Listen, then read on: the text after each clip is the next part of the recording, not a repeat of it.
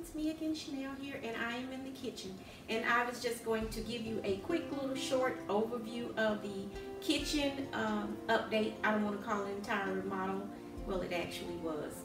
Through the years, it has been an entire remodel where I will insert some of the clips of the previous look of what the kitchen looked like before the cabinets were actually the darkest mahogany color wood that I stained the cabinets before. They were a honey oak look, and I wanted them lighter again from the start. I did the dark color first, and after a few years I was ready for that change and to go lighter and brighter and get the color that I actually wanted in the kitchen the entire time. And so hence I have the color that is in here now.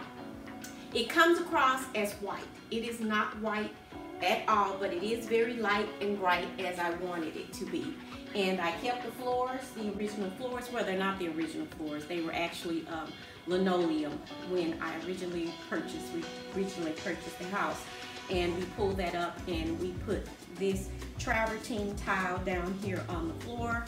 And eventually I added the countertops, which is the granite countertops, and I like them. I'm not going to change them out anytime soon. They work, so they function, and they'll be here. I just wanted it lighter and brighter in the space. And I hope you can see me well. Sorry for the lighting if it's not working or if it's not looking very bright. I'm trying to make it as light as possible. But we went through and we just added the different layers that you have to do on the cabinetry in order to get it to this point where you can paint them. Of course, it required some light sanding, not a very hard or harsh sanding at all.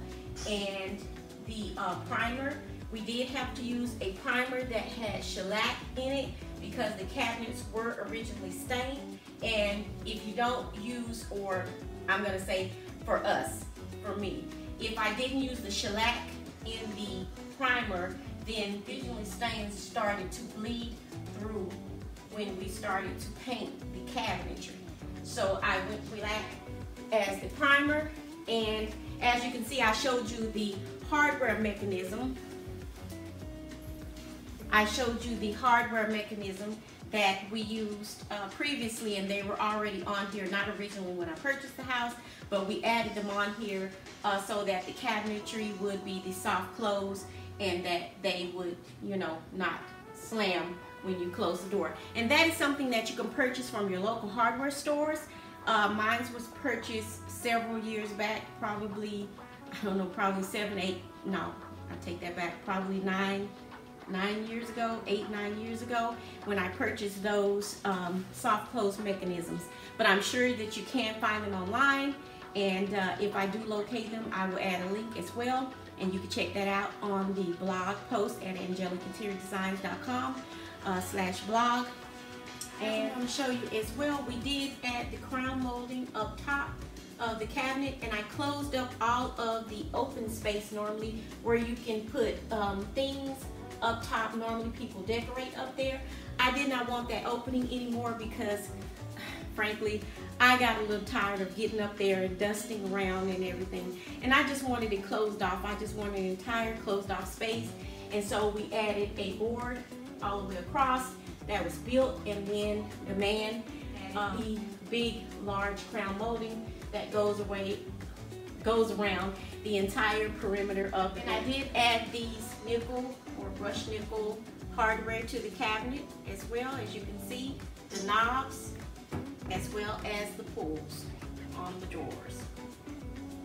I didn't remove all of the fall decor that is in here, but I did kind of it away just so that you can have an overview of the entire room. The kitchen is not very large, as you can see.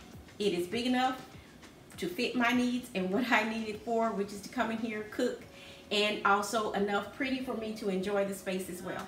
I'll let you just enjoy the rest of the video. Thank you. Don't forget to like, comment, share, and hit that subscribe button. And this has been Chanel, and I'll see you in the next one.